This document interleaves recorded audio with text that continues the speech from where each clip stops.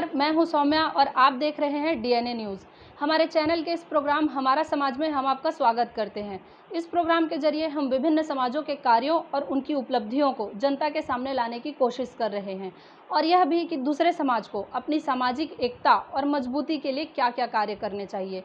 तो आज की इस कड़ी में हम बात करने जा रहे हैं कोसरिया मरार पटेल समाज के अध्यक्ष सगुन राम पटेल जी से। आइए समझते हैं उनका नज़रिया, बात करते हैं उनसे। आपके समाज में कुल कितने सदस्य हैं, कितने मेंबर्स हैं और कार्यकारिणी का गठन किस प्रकार किया जाता है, चुनाव से या मनोनयन से? हमारे समाज में अभी की स्थिति में 800 घर हैं और समाज की चुनाव मतलब जैसे परिक्षेत्र होते हैं हमारे समाज में, तो परिक्षेत्र के जो लोग हैं 5-5 आदमी रहते हैं, वही लोग चुनाव करते हैं। जी, तो आपसे मेरा सवाल ये है कि आपकी आगामी योजनाएं क्या है अपनी समाज के लिए, क्योंकि जिस प्रकार से अभी जानकारी प्राप्त हुई है आप अभी समाज के अध्यक्ष बने हैं, है ना? तो आपकी आगामी योजनाएं क्या है अपनी समाज के लिए, जिससे आपका समाज मजबूत बना रहे और दूसरे समाज के लिए एक मिसाल? आगामी योजना यह है युवा प्रकोष्ठ, महिला प्रकोष्ठ चुनाव कर उनको आगे लाना है और वही युवा आज हमारे समाज की रीढ़ की हड्डी बनेगी और समाज को आगे लाने में सहयोग करेंगे। जी, तो हम बात किए हैं अभी प्रेजेंट अध्यक्ष से बात किए हैं, लेकिन अब हम बात करने जा रहे हैं पटेल समाज के पूर्व अध्यक्ष से। अब हम बात करने जा रहे हैं पटेल समाज के पूर्व अध्यक्ष और वर्तमान संरक्षक से, विशेषर पटेल जी से। तो आप बताइए, आपके समाज की जो उपलब्धियां रही है, क्या-क्या उपलब्धियां रही आपकी समाज के प्रति? उपलब्धियाँ में ये हुआ, सन 85 से ज़मीन क्रय किए और सभा भवन का निर्माण किया गया, सन 13 में समाप्त हुआ। और उपलब्धि समाज के प्रति जैसे कि समाज का बच्चों का शादी विवाह करना, आदर्श शादी करना, 40-45 लोगों को समाज के द्वारा शादी करवा चुके हैं।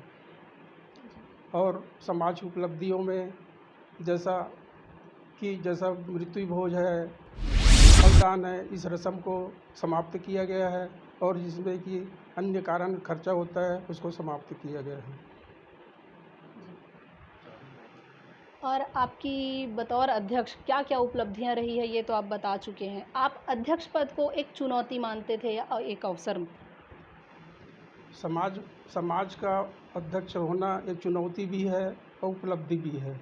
समाज का सेवा करना और उसके ऊपर सभी को एक साथ लेके चलना वो चुनौती है और उपलब्धियां ये है कि समाज की भला करना, समाज को उत्थान करना, ये उपलब्धि है।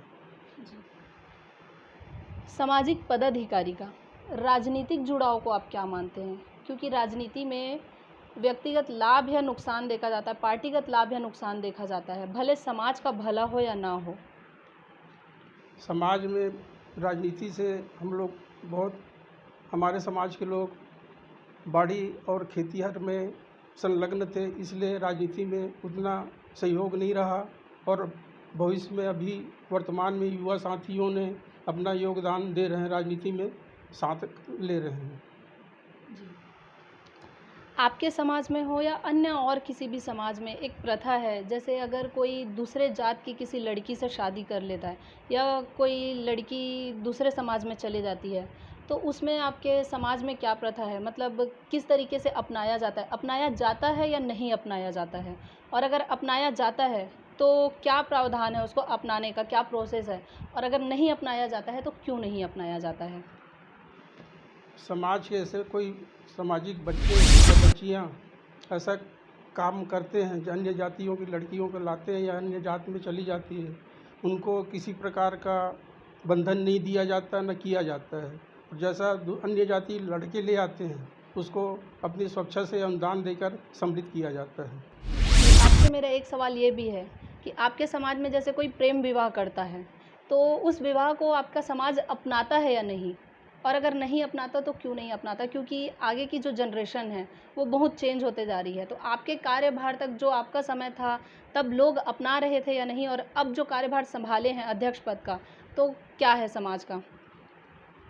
मैं पद में आया 85 से।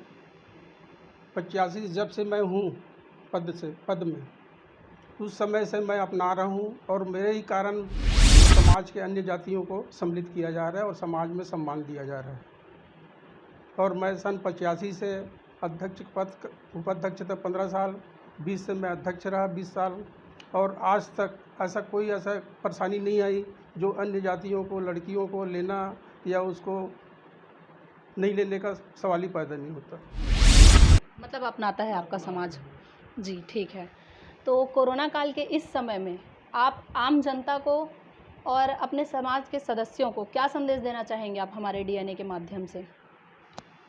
मैं यही कहना चाहूँगा समाज है या अन्य समाज को, पूरा हिंदुस्तान के सभी समाज के लोगों से, कि जो कोरोना काल जो लगा हुआ है उसको कड़ाई से पालन करें और अपने परिवारों को सावधानी बरतें, और समाज को हमारे समाज द्वारा भी कोरोना काल जो हुआ था पहले, उसमें हम लोग समाज द्वारा जो गरीब तत्व के थे समाज के लोग, जिन अन्य जाति के भी थे, उनको हम लोग समाज द्वारा भरपूर सहयोग किए और अनुदान भी दिए। मैं चाहूँगा कोरोना काल में सभी भाइयों को और बच्चों को और बुजुर्गों को जो मास्क का हर समय पालन करे, मास्क पहने रहे और भीड़ भाड़ इलाके में ना जाए और अपनी परिवार का सावधानी बरते। मैं डीएनए परिवार को और ये मीडिया को जो कोरोना काल में जो समाज के प्रति लगाव और समाज के उत्थान के लिए जो कार्यक्रम किया जा रहा है, समाज के बीच में प्रस्तुति दे रहे हैं और समाज का भला चाह रहे हैं और समाज का गतिविधियों को जानकारी दे रहे हैं, इसलिए मैं डीएनए परिवार को बहुत बहुत धन्यवाद देता हूँ और बहुत बहुत बधाई देता हूँ। तो ये था पटेल समाज के अध्यक्ष सगुन राम पटेल और पूर्व अध्यक्ष विशेश्वर पटेल जी से बातचीत का हमारा सिलसिला। इन्होंने बहुत ही आत्मिक माहौल में हमसे बातचीत की और अपने सामाजिक कार्यों का ब्यौरा हमारे सामने रखा।